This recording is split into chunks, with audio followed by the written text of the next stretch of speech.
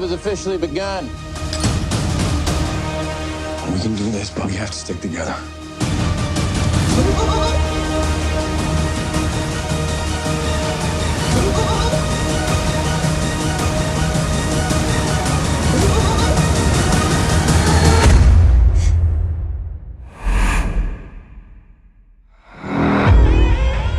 Hello.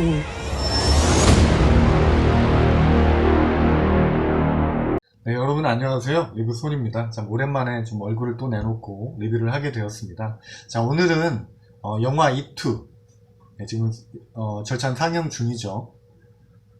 이 영화 이투 영화 이야기를 좀 곁들이면서 요즘 난리죠. 그 조국 사태라고 할 수 있는 이 국면에서 영화 이투가 던지는 그 주제의식이나 그런 내용들이 저는 개인적으로 조금 이 조국 사태를 통해서 드러난 언론과 검찰의 행태에 대해서 좀 얘기해 볼 수 있는 부분이 분명히 있다라는 생각이 들어서 개인적으로 조금 영화 얘기와 함께 그 얘기를 좀 하고 싶었어요. 그래서 오랜만에 조금 두서가 없지만 포인트만을 좀 이렇게 꼽아 놓고 남은 시간 동안은 제가 좀 장황할지는 모르지만 제 개인적인 생각들을 좀 여러분들과 나눠보고 싶습니다.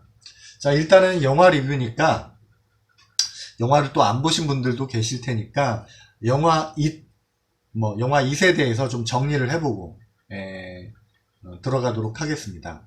일단 이 영화 잇 1, 2는 스티븐 킹 원작의 작품을 영화로 한 것이죠. 여러분들 다 아시겠죠? 너무 많이 들어보셨을 거예요. 그 헐리우드 영화에서 굉장히 이 사람의 이 소설가의 그 소설을 원작으로 해서 만들어진 영화가 정말 많죠. 영화를 좀 보시는 분들이라면 이 소설가의 이름을 한두 번은 다 들어보셨을 겁니다. 정말 대단한 사람이죠. 이 영화 이투의 원작도 이분이 쓴 건데 굉장히 길어요. 그래서 저는 개인적으로 이걸 두 편으로 이렇게 한다라는 게 쉽지 않은 작업이겠다라는 생각을 했었는데 이제 거기서 이 영화 이투의 또 특징이 화제거리가 등장하는 것 같습니다. 영화 잇 1은 예고편으로 사실 화제가 됐었죠. 조회수도 상당히 많이 나왔고 그 빨간 풍선 뒤에 그 섬뜩한 얼굴을 한 페니와이즈의 그 모습이 되게 인상적이었죠. 그 예고편이 화제성이었다면 영화 이2는 제가 말씀드린 긴 소설을 영화화 하다 보니까 그 영화에서는 좀처럼 보기 드문 그 러닝타임, 거의 3시간에 가까운 러닝타임으로 화제가 되고 있습니다. 많은 분들이 좀 놀라면서 이거 지겹지 않을까라는 걱정들을 많이 하시는 것 같아요. 근데 결론부터 말씀드리면 생각보다 지겹지 않습니다. 물론 지겨운 부분들이 좀 있을 수 있어요.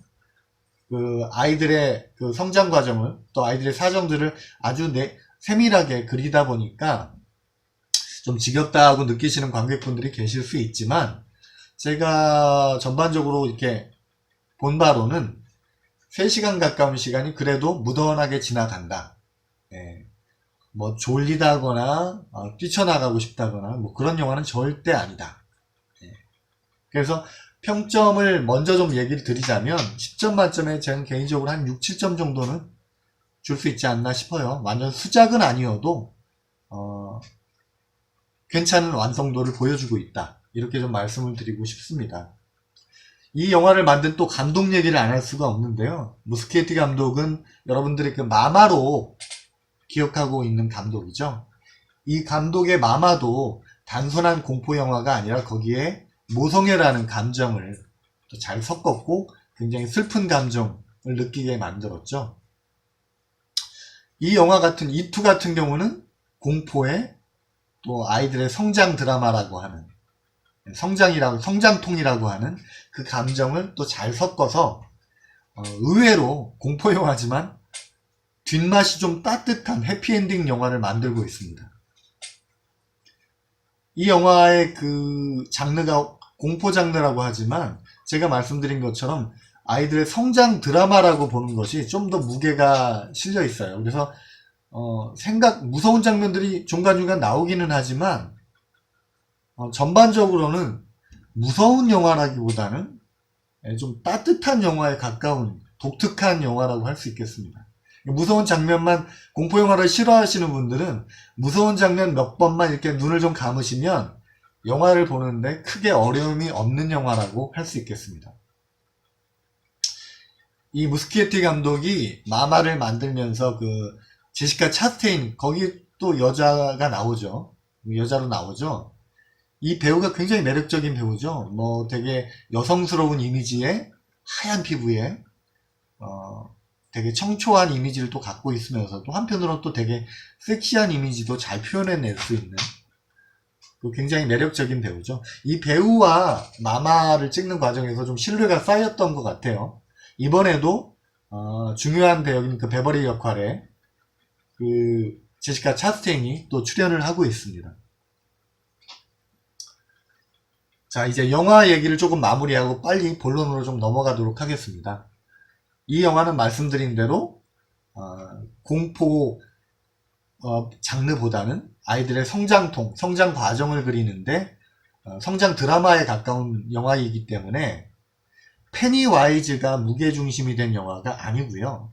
페니와이즈는 어떻게 보면 좀 조연에 가깝습니다.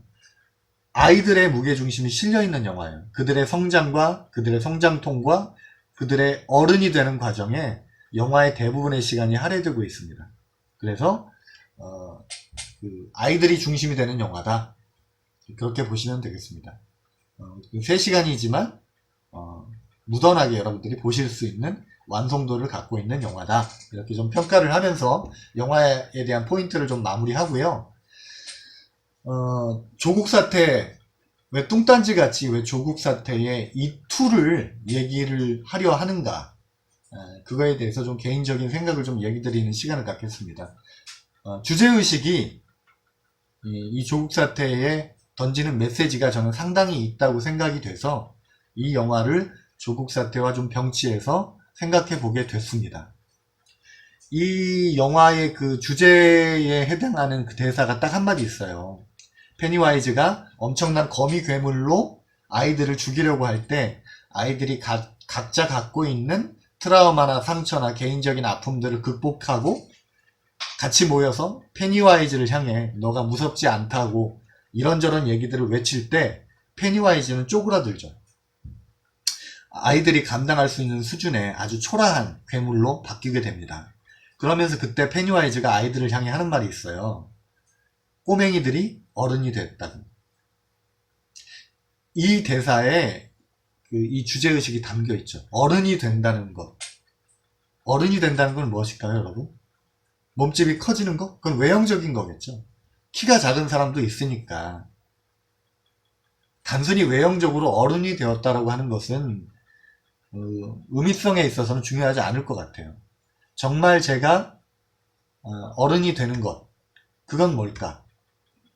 정신적으로 어른이 되는 것이 더 중요하다고 생각이 됩니다.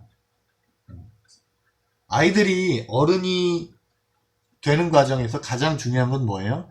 자신들이 숨기고 싶었던, 자신들이 차마 직시하지 못했던 자신들의 아픔, 부끄러움, 두려움, 이런 것들을 직시하게 되면서 공포가 사라지고 진정한 어른으로 거듭나게 되는 것이죠. 페니와이즈를 지금 조국 사태에 빗대어 본다면 언론이라고 하기에는 너무나 사악한 집단이 되어버린 그 검은 언론, 대중들이 기레기라고 표현을 하는데 실수가 아닌 정말 악의적인 의도를 가지고 기사를 쓰고 있는, 직업의 소명의식이라 직업정신은 다 버려버린 그런 기자들, 언론사를 페니와이즈라고 저는 생각을 하게 되었고요. 지금 정치검찰이라는 비난을 충분히 받을 수 있는 그런 검찰의 행태도 어찌 보면 페니와이즈라고 할 수 있습니다. 그러면은 아이들은 뭐에 해당될까요? 당연히 그 언론과 검찰과 그런 부패한 권력들에게 불이익을 당할까봐 겁을 내는, 그래서 외면을 하고 살아왔던 우리 국민들이 아이들이 되겠죠. 이 영화에 빗댄다면. 그래서 이 검은 언론과 검찰, 페니와이즈가 된 이 두 집단을 이기려면, 없애려면 어떻게 해야 될까요? 영화처럼 우리의 두려움에 돌아서는 것이 아니라 아이들이 27년 전 그 두려움을 극복하지 못해서 고향을 떠났던 것처럼 몸은 27년 동안 계속 성장을 하였지만 마이크의 전화를 받는 순간 자신들이 한 걸음도 나아가지 못한 그 27년 전 아이에 머물러 있었다는 사실을 알게 되는 것처럼 우리도 외면을 해왔죠. 많은 희생과 많은 범죄와 비리들에 대해서 불이익을 당할까봐 내일이 아니라고 외면을 해왔죠. 우리 몸은 어른이 되었지만 우리의 마음은, 우리 사회적인 가치관은 어른이 되지는 못한 거죠. 그래서 이 공포를 직시하고 생각보다 무서운 존재가 아니라는 것을 외칠 때, 당당히 그 공포에 맞설 때 페니와이즈는 쪼그라들어서 죽어가듯이 지금의 썩은 언론과 검찰도 바뀌게 될 겁니다.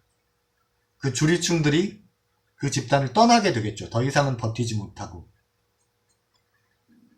조국 법무부 장관이 옛날에 그런 얘기를 했던데, 뭐 집단 사표를 내면 그냥 받아주면 된다고. 맞아요. 김어준 씨가 얼마 전에 그런 얘기를 했더라고요. 다들 미친 것 같다. 김어준 씨가 착해서 그래요. 되게 순화된 표현입니다. 여러분, 이거 틀린 말이에요.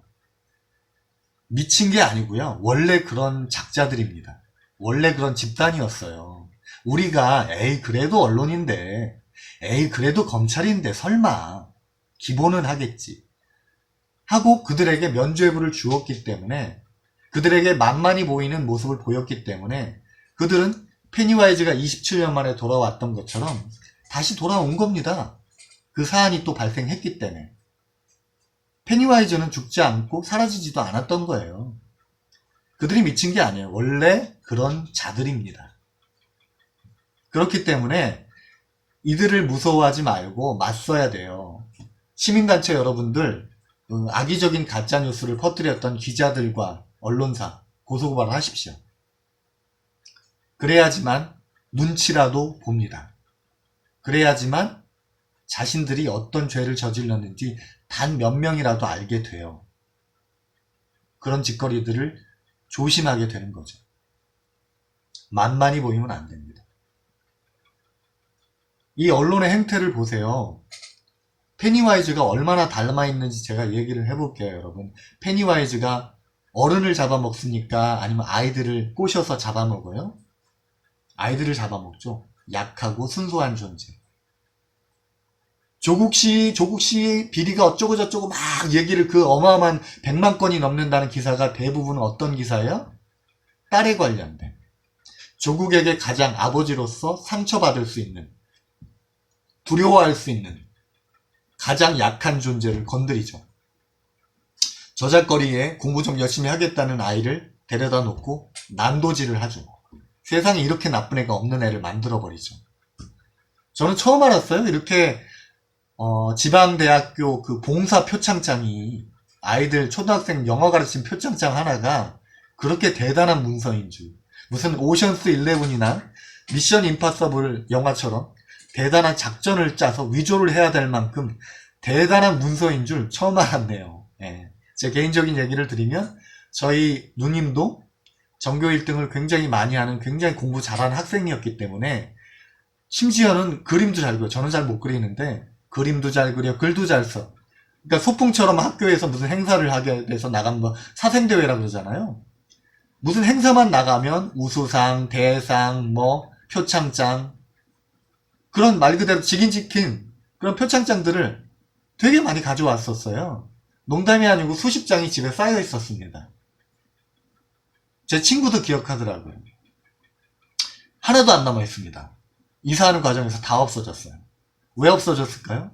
본인도 그걸 소중하게 생각 안 해요. 부모님조차도. 막 액자에 담아놓고 막 고이고이 이게 아니에요. 그냥 여기저기 그냥 던져놨어요. 아무도 잃어버려도 아쉬워하지 않아요. 왜냐? 그 표창장이 받을 땐 기분 좋지만 취업이 됐건 진학이 됐건 아무런 도움이 되는 표창장이 아니었기 때문에 그래요. 중요 문서면 그렇게 했겠습니까?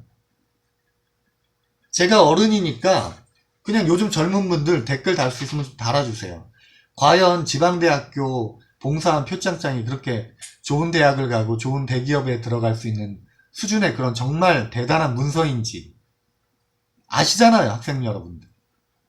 서울의 봉사점수 활동시간 따낼 수 있는 활동들이 엄청 많은데도 불구하고 굳이 저 시골까지 가서 받아와야 될 정도로 그렇게 중요한 문서 가치가 있는 그 당시 현실적인 가치를 말하는 겁니다. 또 지방대학을 무시하네 그딴 소리 하지 마시고 현실적으로 여러분들의 진학과 취업에 정말 결정적인 역할을 하는 정말 받아야지만 되는 관심이 가는 그런 표창장이었는지 댓글을 좀 달아주시기 바라요. 저는 아니라고 생각이 되거든요.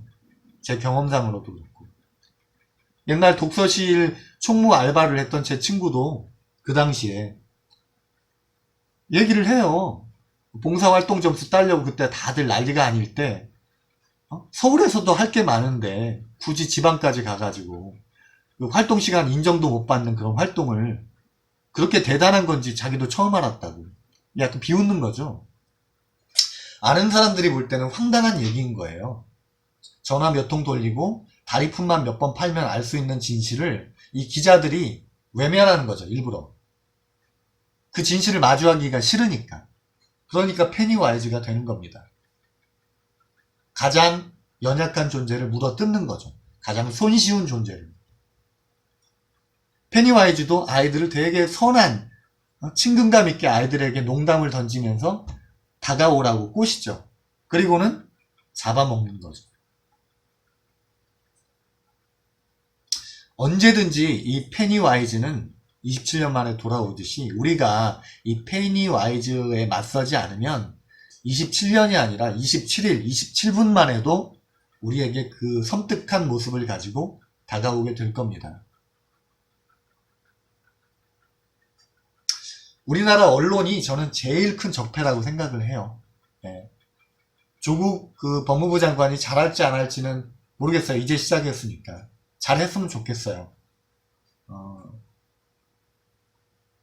정말 어렵게 되셨으니까 국민들 실망하지 않게 잘 하셨으면 좋겠어요. 저는 조국 팬도 아니고요. 조국이란 사람이 사실 서울대생 아니고 일반적인 국민들은 사실 조국이란 사람을 안 지 얼마 안 됐죠. 정권이 바뀌면서 알게 된 인물이잖아요. 어떤 법무부 장관으로서의 그 경찰 개혁에 대해서 아주 오래전부터 준비를 해온 사람이다. 공부를 해온 사람이다. 똑똑한 사람이다. 뭐 그런 정보들을 알게 되면서 한번 저 사람에게 기회를 맡겨보면 어떨까라는 이런 엄청난 공격에도 절반 가까운 국민들이 기회를 한번 줘보면 어떨까 하는 생각을 하는 이유는 그 사람이 준비해온 과정들을 아니까 충분히 맡길만 하지 않을까. 또 지금 의혹을 제기하는 수준이 이 사람을 좀 천하의 나쁜 놈으로 몰기에는 상식적으로도 또 합리적으로도 맞지 않다라는 생각들을 하시기 때문에 기자간담회나 청문회를 통해서 그 의혹이 제대로 소명되지 않았기 때문에 단순히 이 사람을 정말 천하의 나쁜 놈으로 만들기에는 이해가 되지 않는 분들이 많은 거죠. 저도 그렇고. 특히나 딸을 가지고 난도질을 하는 그 언론이나 검찰을 보면서 신뢰가 그 두 집단에 대한 신뢰가 더더욱 꺾이게 되고 검찰 개혁에 대한 오히려 당위성만 더 커진 느낌이에요, 지금은. 자, 여러분들, 제가 좀 장황하게 이런저런 얘기를 드렸지만 제가 언론에 대해서 이렇게 관심을 갖는 이유는 개인적인 이유도 있어요. 간단하게 제 개인적인 얘기를 드리면 저희 아버님이 언론사 부장님이셨어요. 네, 부장님 출신이에요. 지금 돌아가셨지만. 그래서 어린 나이부터 사실 본의 아니게 언론인들의 모습을 옆에서 지켜보게 됐었습니다. 그 언론인들의 한계, 또 아버지가 느끼는 그 언론인으로서의 그 고민? 그런 것들을 자연스럽게 보게 됐죠. 아버지가 보여주셨던 그 언론인의 모습과 요즘 언론인들이 보이는 모습을 자연스럽게 비교할 수도 있고, 언론에 대해서 이런저런 생각을 가지게 됐던 거죠. 그 언론사도 몇 번 아버님 때문에 찾아갔었거든요. 그런 개인적인 기억들 때문에 언론에 대해서 좀 이런저런 생각을 좀 많이 하는 편이에요. 제가 언론에 관련된 일을 하는 사람도 아님에도 불구하고. 자, 오늘 이 영화에서 그 보여주는 그 주제의식은 지금 조국 사태에서 해답을 주는 것은 바로 영화 제목처럼 그것입니다. 뭡니까? 어른이 되는 것. 제가 드리고 싶은 말씀은 그거예요. 어른이 되면 페니와이즈는 사라지게 된다. 아이들에게 부끄럽지 않은 어른이 되자. 조금 얘기를 더 드리면 여러분 부끄럽잖아요. 여러분들 촛불 집회나 뭐 4.19, 3.1절까지 3.1 운동까지 가지 않더라도 우리나라가 어려울 때 가장 순수하게, 가장 맨 앞에서, 가장 세련된 방식으로, 가장 용기 있는 방식으로 주장을 했던 사람들은 다 학생, 청년층이죠. 촛불 집회 때도 막 살기 등등한 얼굴로 막 저주와 막 이런 걸 퍼부어대는 어른들이 있었던 반면에 휴지를 줍고 평화적으로 시위를 하자고 하고 노래를 부르고 퍼포먼스를 하고 피켓을 만들어 오고 위트 넘치는 그랬던 집단은 학생, 청년층이었어요. 어른들이 좀 부끄러운 줄 알아야 됩니다. Shame on you. 검찰과 언론 그리고 우리도 한번 돌아보자고요. 얼마나 학생들에게 부끄럽지 않은 어른의 모습을 우리가 하고 있는지, 우리가 페니와이즈의 모습을 하고 있는 건 아닌지. 그냥 언론들이 이유도 없이 불필요한 증오와 분노의 감정, 증오와 분노는 쌓이면 결국 폭력으로 나타나게 돼 있잖아요. 이 사회의 국민에게 불필요한 진영의 논리를 통해 증오와 분노를 계속 심는 거죠. 내가 왜 이 사람을 미워해야 되는지도 모르고 증오해야 되는지도 모르고 증오하게 만드는 거예요. 군대도 안 갔다 온 사람들이 우리나라 같이 보수적인 나라에서 표창장까지 받은 대통령 뭐 안보관에 대해서 어쩌고 저쩌고 웃기죠. 2년 남짓한 군대도 가기 싫어서 별의별 편법을 썼던 사람들이 아마 자유한국당 물론 여당 쪽에도 많이 계실 거예요. 자유한국당 의원들 그 군필자 수를 아시는 분이 있으면 좀 올려주세요. 아마 제가 다룰 건데 깜짝 놀라실 겁니다. 깜짝 놀라실 거예요. 왜냐? 제가 군대 갔을 때 아예 대놓고 많은 그 군인들이 모여있는 자리에서 훈련장에서 친척이나 가족 중에 고위공직자가 있으면 손들으라고 했어요. 지금 들으면 말도 안 되는 얘기죠. 기억하실 거예요. 그 당시 군대 가셨던 분들. 아예 대놓고 그들을 걸러내기 위해서 고위공직자인 애들 손들어 그랬었어요. 요즘 분들 이해가 안 되시죠? 그게 당연하게 받아들여지던 시대였어요. 부끄러운 줄도 몰랐죠. 그게 당연한 거라고 생각했어요. 이제는 성숙한 정권 교체까지 이루어낸 성숙한 국민들이 주도하는 사회가 됐잖아요. 이 흐름을 꺾이지 마시고 페니와이즈를 더 키우지 말고 페니와이즈의 그 섬뜩한 얼굴에 맞서서 우리는 너가 두렵지 않아 이렇게 외칠 수 있는 어른이 되는 그런 어른이 주도하는 사회를 만들어 갔으면 좋겠습니다. 좀 두서없는 얘기였지만 끝까지 들어주신 분들이 계시다면 정말 감사드리고요. 앞으로도 저는 영화 얘기와 언론 얘기, 또 언론을 다룬 영화들도 굉장히 많고요. 또 이렇게 제가 오늘 얘기한 것처럼 언론 영화, 소재 영화가 아니지만 그 부패한 언론이나 부패한 집단의 그 이야기와 좀 이렇게 병치를 할 수 있는 그런 영화들이 의외로 많이 있습니다. 우리가 한번 생각해 볼 수 있는 주제를 던지는 그런 영화들이 굉장히 많죠. 그런 영화들을 좀 많이 소개하도록 노력을 해보겠습니다. 부지런을 좀 떨어볼게요, 여러분. 오늘 감사드리고요. 다음에 또 좋은 영화로 여러분들을 찾아뵙겠습니다. 여러분, 감사합니다.